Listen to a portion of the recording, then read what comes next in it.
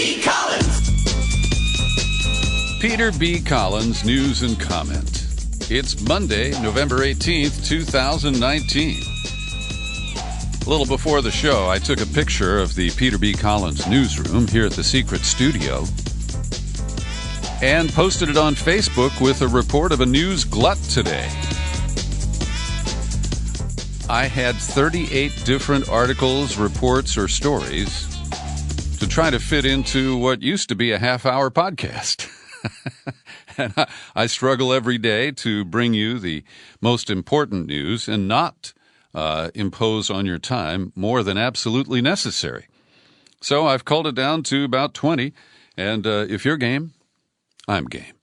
So on Friday, Barack Obama, former Democratic president of these United States, gave a talk to a private meeting of Democratic megadonors, the Democracy Alliance, and he issued a warning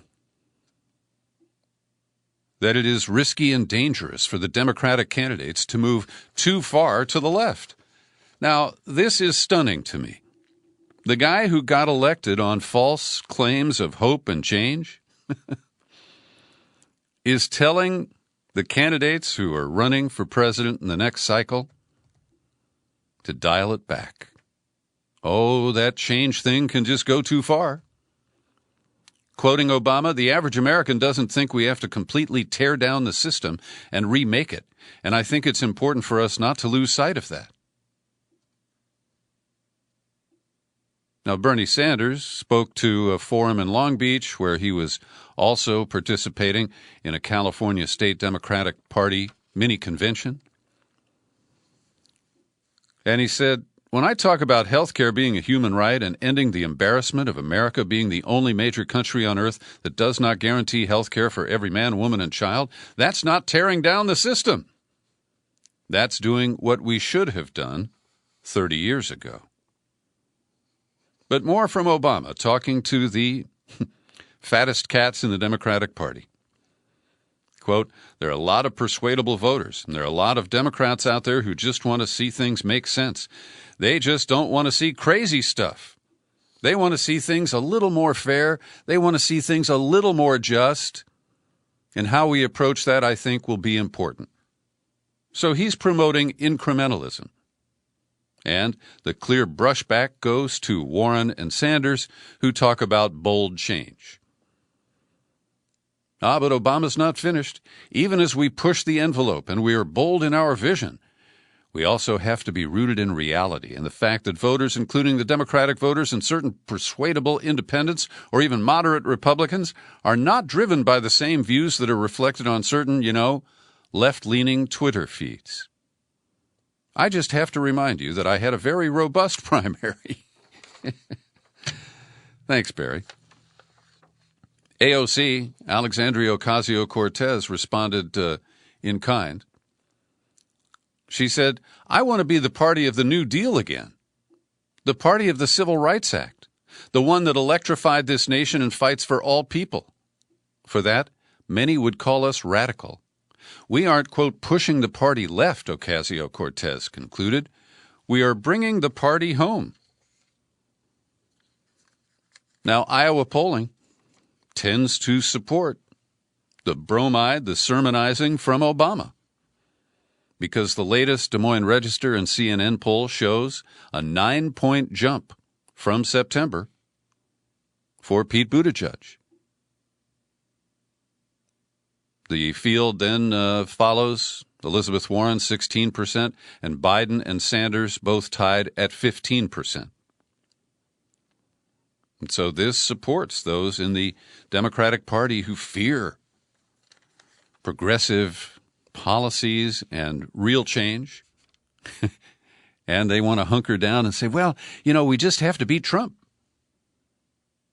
And despite her claim that she is not a poll-driven candidate, Elizabeth Warren is watering down her pledge for Medicare for all, saying, well, I'd try to enact it during the third year of my first term if I'm elected. And meantime, she wants to offer people choice, like a public option or to build on the Affordable Care Act, which isn't really detailed here. So I think she is reading the situation in Iowa and saying people want to hear that she'll ultimately deliver Medicare for all, but she won't take your private policy away from you the moment she takes office. Now, so much of this has been driven by the corporate media's framing of the presidential debates for the Democrats to date. The phony way they pitted the conservative Dems against the progressives on Medicare for all, starting with John Delaney, moving through Amy Klobuchar and Pete Buttigieg. And it appears to be resonating. The media is controlling the dialogue, debate, and the dynamics here. So over the weekend, Mike Bloomberg, who really wants to buy the White House, and he's got more cash than Trump would ever spend on it, pledged $100 million so far. Well, he gave a talk in Sunday, and he reversed his longstanding support for stop and frisk, addressing a black church in Brooklyn. Bloomy said the practice often led to the disproportionate detaining of blacks and Latinos, and he now realizes, quote, "I was wrong, and I apologize." I think it's a little late for that, Mike. I don't think that you can buy forgiveness, even if you spend all $51 billion that is attributed to your wealth. Meanwhile, at that convention I mentioned held in Long Beach over the weekend, Deval Patrick, the most recent entry into the Democratic primary, former Massachusetts governor, currently, until last week, he has stepped down as a managing director at Bain Capital. You remember those guys? Mitt Romney's company? You know, the ones who take over a company, dismantle it, sell it for parts, charge fat fees. His previous experience before politics was being a top lawyer at Texaco and at Coca-Cola. And he did some time in the Civil Rights Division of the Department of Justice. But he is a bland corporate Democrat who happens to be African American. And he seems to think that he has some special sauce that's going to appeal. But it was all yawns among the California Democrats. Now, it is a very progressive group in the Democratic Party in California. They did, for example, not endorse Dianne Feinstein for re-election in 2016 because they thought she's too conservative. And they're right. Meanwhile, the gatekeepers at the New York Times nod approvingly at Obama's comment, at the gains by Buttigieg. They reinforce that Joe Biden is really okay. And you got to be careful about those far lefties, Warren and Sanders.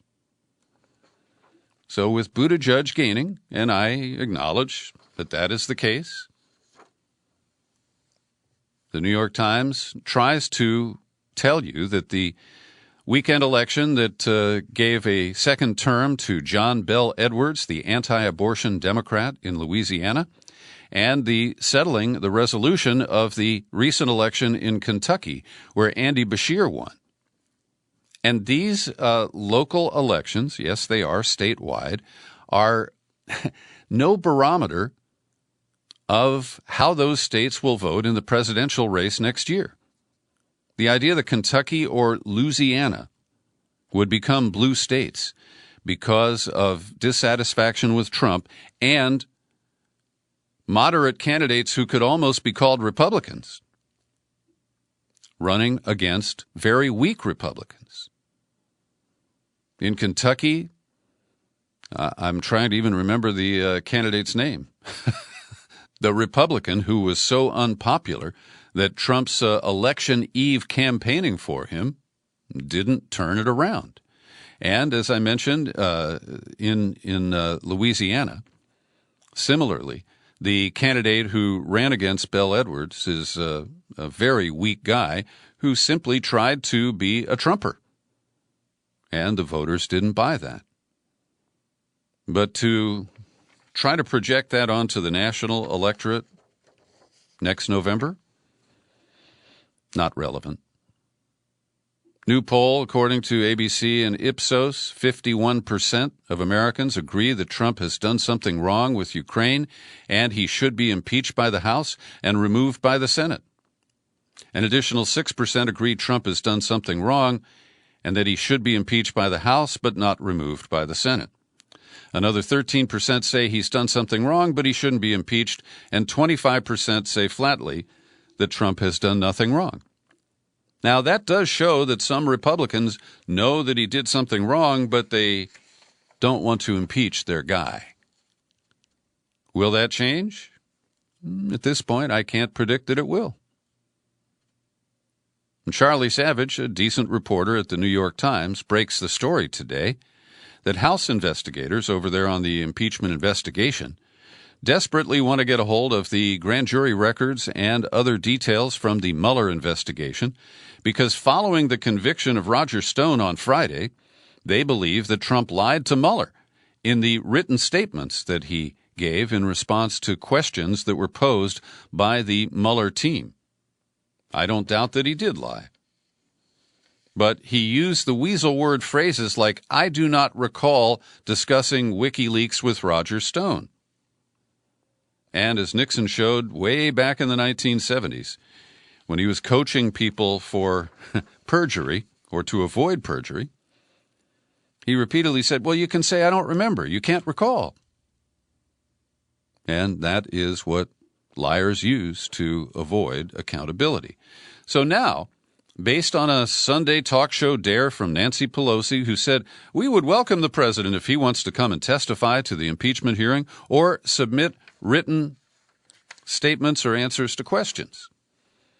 Now, I don't believe that Trump will do this unless he just totally ignores his lawyers, because it will be another opportunity for perjury. But he said he's going to strongly consider this offer.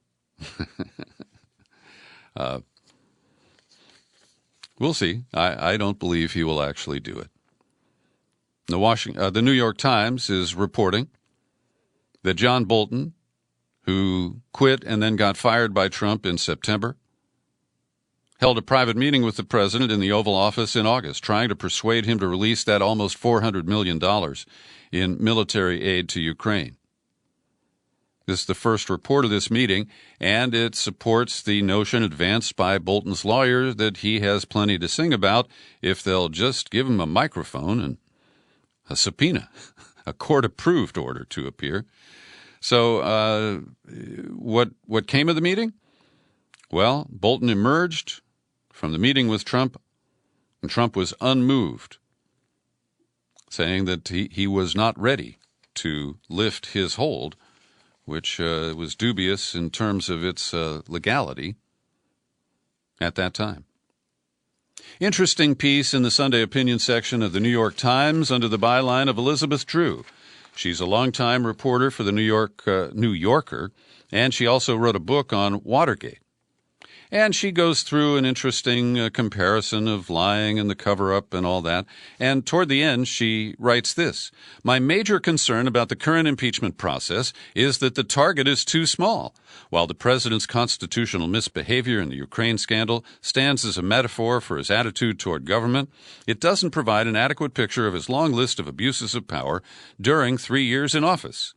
If the Republicans can confuse enough people by saying that the president's being impeached just for a phone call, then the argument for removing him will be like a house on stilts, with the stilts being removed one by one. So I agree with Drew, and you've heard me say it. This is a complicated case. I shared with you that Alan, my dry cleaner last week, said, I'm trying to catch up with this, but there are so many people. You're probably tired of hearing me talk about Michael Cohen's plea deal, which is the slam dunk conviction that shows criminal behavior by Trump. The Democrats aren't talking about it, at least not so far. A good analytical piece at Counterpunch by Rob Urey. And he writes that this impeachment is being brought to you by the CIA. And he retraces the post-2016 claims of Russiagate. He says the fact that the whistleblower in the CIA has since returned to active duty is enraging Trump supporters. He writes the CIA was the central protagonist in Russiagate. If you get your news from NPR or the New York Times, Joe Biden's threat to withhold $1 billion in U.S. aid to Ukraine was looked into, and no wrongdoing was found. Of course, the Obama administration controlled the government that found no wrongdoing, and I think that is an interesting point. And rather than questioning why the Obama administration chose to overthrow the democratically elected president of Ukraine to install a puppet government hostile to Russia, American liberals simply accepted the Cold War mindset as it was handed to them. He notes Hillary Clinton's involvement and that Yanukovych, the president of Ukraine, was negotiating an association agreement with the European Union, just as the Obama administration decided to use Ukraine as a springboard against Russia. And when Yanukovych got cold feet regarding that association agreement, a popular rebellion was set in motion. The CIA stepped in, and Yanukovych was ousted. So it's an interesting piece. I don't agree with every word, every sentence in here, but he also points out that after Hunter Biden stepped down from the board of Burisma, that energy company in Ukraine, guess who got on it? Cofer Black, former top executive at the CIA. And that supports the whole argument that after the Ukrainians had plundered Ukraine, the Americans parachuted in to do a little more plundering. Now, I did a Google search before I sat down behind the microphone today to see if any mainstream media outlet in the United States has covered the report from the United Nations Special Rapporteur on torture related to Julian Assange and the claims by Sweden of sexual misconduct by the founder of WikiLeaks. And I found zero coverage. The only place that has covered this is the World Socialist website. Tip of my hat to Carl Howard for tipping me on this story. But what they show is that Nils Melzer, I hope I'm pronouncing it, I've heard it said Niles, so it's Nils, but however he pronounces his first name, he has written a blistering report excoriating Sweden for the way it mishandled the entire case of Julian Assange and fed the false notion, that he was a rapist. And I've seen so many people, armchair experts on Facebook, who flatly say Julian Assange is a rapist, so anything WikiLeaks did is therefore criminal. But I've linked to this story, and because I have so much news today, I'm just going to highlight the 11 points that were raised by Melzer in criticizing the Swedish government. Their disregard for confidentiality and precaution, disregard for exculpatory evidence, proactive manipulation of evidence, disregard for conflicts of interest, for the requirements of necessity and proportionality, disregard for the right to information and adequate defense, for the right to appeal to the European Court of Human Rights, for the Mutual Legal Assistance Agreement, complacency or complicity with third-party interference, like Britain, refusal to guarantee non-refoulement, you'll have to read that to get the details, and pervasive procedural procrastination. All of these combined to deny Julian Assange his rights as an accused person and spread the false narrative that he was a criminal and that Sweden would extradite him and convict him. And he always felt that if Sweden succeeded, that they would then hand him off to the U.S. of A. And he's not really wrong about that. Every day I pause for a second to thank the people who support my work here at the Peter B. Collins Podcast with your subscriptions. And Imants Versniks just took out a new annual subscription. Thank you, Imants. Also, Chuck Zlatkin, he checked in over the weekend. He's proud of his new annual subscription. I've got bonus books for each of you people, so drop me an email at peter@peterbcollins.com, and we'll take care of that. Also, want to thank Raul Castillo, who just took out a new monthly subscription for $10. This is the best weekend I've had in a while. Also, Elizabeth Vasquez, is continuing to chip in $5 a month. So I appreciate each and every one of these people who are so generous to support my work. I invite you to do the same. Just visit peterbcollins.com, click menu, click Become a Subscriber. You'll hit the sign-up page, and I think you can take it from there. Last week, I reported that Rodney Reed on death row in Texas was facing execution as soon as this Thursday. And I speculated that Texas would not grant him a stay. I withdraw my speculation, and I am pleased to report that the Court of Criminal Appeals in Texas and the Board of Pardons and Paroles have both agreed to a 120-day reprieve for Rodney Reed as he attempts to prove that somebody else committed the crime, and there is substantial evidence to that effect.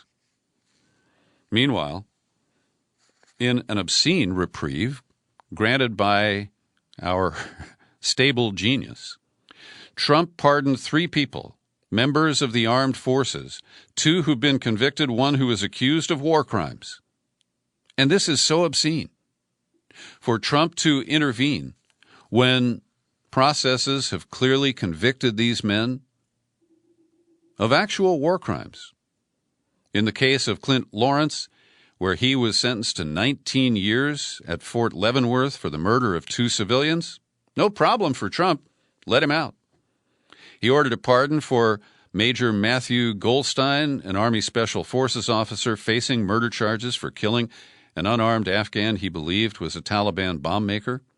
And Trump reversed the demotion of Chief Petty Officer Edward Gallagher, the Navy SEAL who was acquitted of murder charges but convicted of a lesser offense in a high-profile war crimes case that Trump inappropriately intervened in over the summer. Got some action for you today in the podcast zone. Today, over at Who, What, Why, I've got a fresh podcast, an interview with Jim Doyle, the president of the Business Forward Foundation. He represents about 100,000 small business owners in America, and their new report says that Trump is bad for business. Here's an excerpt from my conversation with Jim Doyle.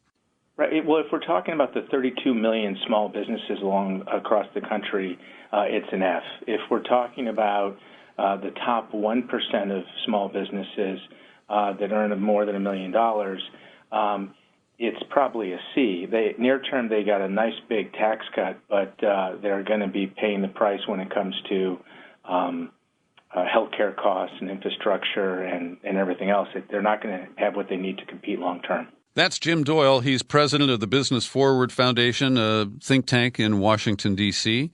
And to add to the data that he reported, that Trump's policies have not been good for small business. It's been great for big business because FedEx was able to lobby the Trump administration and Congress to deliver the tax cuts that allowed it to pay 0 federal income taxes last year and only $2 billion in total federal income taxes over the past 10 years. And get this, corporations have already saved upward of $100 billion more on their taxes than analysts predicted. So they're able to game the new tax code to reduce their taxes even further. Companies that make up the S&P 500 had an average effective tax rate of 18% in 2018, down from 25.9% in 2016. That's because they cut the nominal tax rate, I think, from 35 to 21, somewhere in those zones. And the New York Times flatly says overall business investment during Trump's tenure has now grown more slowly since the tax cuts were passed than before. Also, a podcast that was posted a couple of weeks ago over at Who, What, Why is going to be posted today at peterbcollins.com and most of my outlets. And it is a powerful interview about how we are choking on plastic waste, but the plastic industry is expanding production, making the problem far, far worse. Here's an excerpt from that podcast featuring Brett Chamberlain, who is one of the producers for the new documentary called The Story of Plastic. There are a number of plastic production facilities located along the Gulf of Mexico coastline in the greater Houston area. Now, Diane was a shrimp captain in that area who began to observe effluent from those facilities, both chemical outputs and, of course, a flood of little plastic pellets that are called nurdles. These are the pre-production virgin resin pellets produced from these facilities. And unfortunately, these materials were smothering this fragile ecosystem, this marine estuary that so many people relied on for their economic activity. Again, she was a shrimp boat captain that depended on this thriving ecosystem to be able to feed her family. So she began sampling the water and tracking those nurdles back to a specific Formosa plant, working with individuals inside the plant who are willing to come forward and talk, and has been engaged in a long legal battle against Formosa. But just last week, Formosa Plastic agreed to pay $50 million in a settlement for polluting those waterways. So Diane, together with working under the Clean Water Act and a group of other local activists, was able to bring a degree of accountability to that company. However, this really does illustrate one of the broader problems that applies to a variety of pollutive industries, that as long as the fines are less than their proceeds, they, of course, have no incentive not to clean up. Rather, they have no incentive to clean up their act. Yeah. And so while $50 million is certainly a really good outcome in this case, it's unlikely that that really even comes close to what this particular plant's revenue would have been over the course of the time that they were polluting. That's Brett Chamberlain. You can hear the full interview. I'm releasing it to subscribers today at peterbcollins.com, iTunes, TuneIn, Spreaker, and Stitcher. And since I recorded that podcast, which is almost 3 weeks ago, I've been holding on to stories that have broken in the meantime related to plastic pollution. About 10% of the plastic pollution in the world's oceans come from abandoned fishing nets, lines, traps, and pots. But they have a disproportional impact on sea life because more than 70% of the macroplastics found floating on the surface of the ocean are all fishing related. Italy is trying to pass a tax on plastic products manufactured there, and it was going to raise almost €1 billion in revenues. It was included in the draft budget for next year, would require companies to pay a €1 levy on each kilogram of plastic produced, including bottles, bags, trays, detergent containers, bubble wrap, and the like. But the plastics industry and oligarchs are pushing back, and we will see if that bill survives the process. I've also linked to an article published in late October at The Intercept under the byline of Amelia Uri, headlined, "River of Trash, How Plastic Pollution is Making Central American Communities Uninhabitable," and I recommend that when you have a chance to do some reading. Meanwhile, in Iran on Friday, the government raised gasoline prices by 300%. It's because of U.S. sanctions. The sanctions followed the U.S. withdrawal from the Iranian nuclear deal, and this is all part of the Trump administration policy to appease Israel by isolating Iran and ultimately creating a pretext for a war with Iran. Now, the increase in fuel prices, and I'm told that still gasoline is cheaper in Iran than almost anywhere in the world, but hey, if you're used to low prices and they get tripled, you don't like it. So, since Friday, protests flared in all over Iran, 12 different cities. At least 6 people were killed by security forces. Iran disrupted internet and cell phone service, halted phone data reception, apparently trying to deter people from sharing information. And the supreme leader, Ayatollah Khamenei, gave a speech in Dubai and is threatening a major crackdown on the protests. He deplored that some people lost their lives, some places were destroyed. He called the violent protesters thugs, and he blamed the Shah. Wow. The Shah has been out of Iran for more than 40 years now. Okay, meanwhile, in Hong Kong, those protests have continued, and over the weekend it was speculated that the students would not be able to hold the college campuses that they've been occupying. And hundreds of activists battled riot police today who have laid a days-long siege to a university.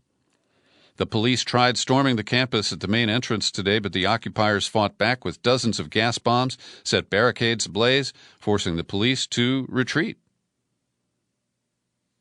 But it does appear they may be cornered, and that a violent crackdown by the authorities may be imminent. Over the weekend, they held the first anniversary Yellow Vest protests across France, and turnout was extremely weak. The estimate from the New York Times is that 28,000 people across the country participated. These protests that focus on wealth and income inequality, they do get shut down by their governments. Just ask anybody involved in the Occupy movement here in the United States. Last week, as you know, Israel provoked a violent response from Gaza as it attempted to assassinate two leaders of Islamic Jihad. They did manage to kill one of them, but along the way they killed innocent Palestinian civilians, including children. I've linked to a powerful piece by Israeli newspaper columnist Gideon Levy, who writes for Haaretz. Here's his opener.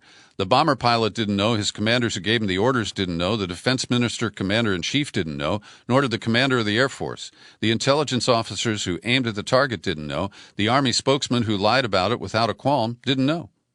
None of our heroes knew. The ones who always know everything suddenly didn't know. The ones who can track down the son of a wanted man in a Damascus suburb didn't know that sleeping inside their miserable hovel was an impoverished family. They who serve in the most moral army of the most advanced intelligence services in the world didn't know that the flimsy tin shack had long since stopped being a part of the Islamic Jihad infrastructure, and it's doubtful it ever was. They didn't know. They didn't bother to check. The targeting data had not been reviewed for at least a year, and nevertheless, Netanyahu approved that raid. And similarly, in the Gaza Strip, a family was almost wiped out, and they were targeted in error.